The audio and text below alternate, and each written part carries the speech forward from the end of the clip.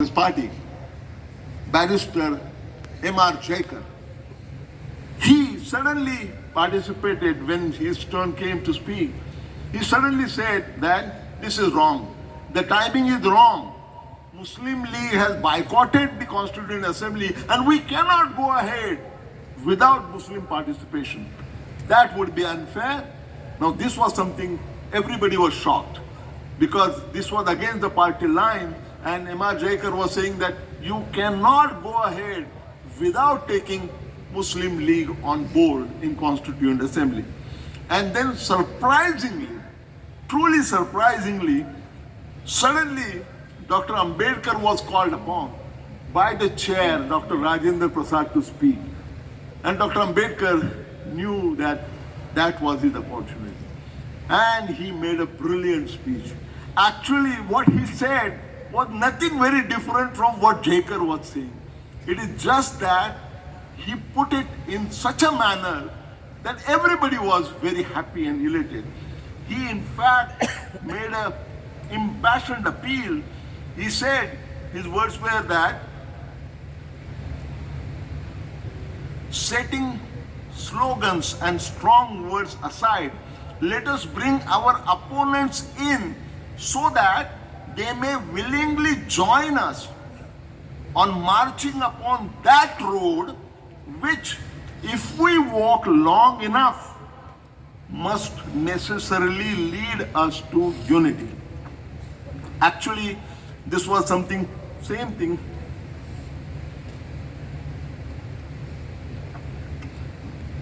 So, since this was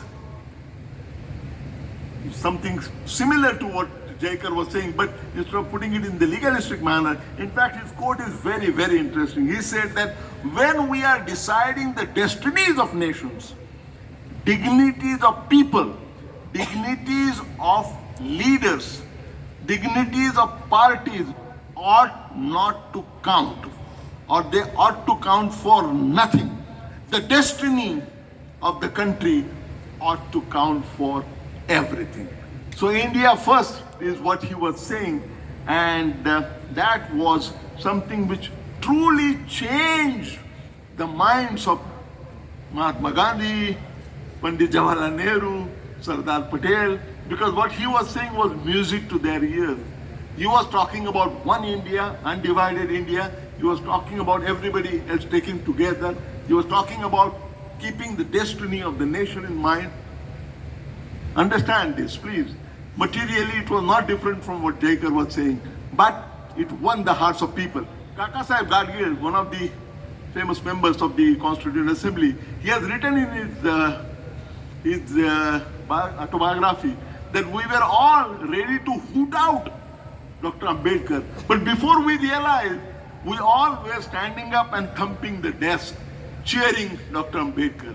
Such was the transformation achieved that Mahatma Gandhi, that was one speech which ultimately led to Mahatma Gandhi choosing Dr. Ambedkar to be on the, see what happened during that time, partition took place, the seat from which Dr. Ambedkar was chosen was gone to Pakistan, so there was a problem. So Congress party made Barrister Jaikar resign, and in his place, Congress party supported Dr. Ambedkar, and Dr. Ambedkar came back to the Constituent Assembly, and thereafter Dr. Ambedkar was chosen as the drafting member of the drafting committee of the Constitution, and he was also made the next day chairman of the drafting committee.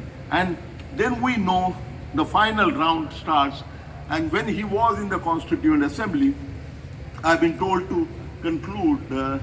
I'll take 10 minutes more is okay? 10 minutes more okay? Okay, all right. I'll take exactly 10 minutes more because we have started late. In fact, I was asking my friend whether I should cut it short because I have a speech of 1 hour and 15 minutes. He said, no, you go on. But now I have got a note that because we started late, please try to wind up. So I'll come to the final point. Dr. Ambedkar, worked very hard on Constitution. A lot of people have criticized, including Arun Shourie, but I have shown in my books how bogus is their criticism. And Dr. Ambedkar not only drafted the constitution, every word of that, but every time he was the one who piloted the constitution. On every provision, he would tell the pros and cons and then try to reach consensus, arrive at a consensus. Now just imagine, even in a cooperative housing society meeting, on a trivial issue like increasing the salary of liftman, people spent 3 hours discussing that. Here there were 300 most brilliant minds in the country talking about the destiny of India, and to achieve a consensus among them was a Herculean task which only Dr. Ambedkar could do. And that is exactly what, let Arun Shourie say anything now, at that time T.T. Krishnamachari, who was a member, said that although there were 7 members in the drafting committee, one of them was sick, one of them was abroad, one of them died, who was not replaced, and the whole responsibility came down on one person, and that was Dr. Ambedkar.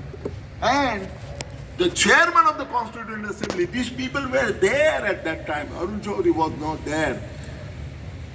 What was said by the chairman, Dr.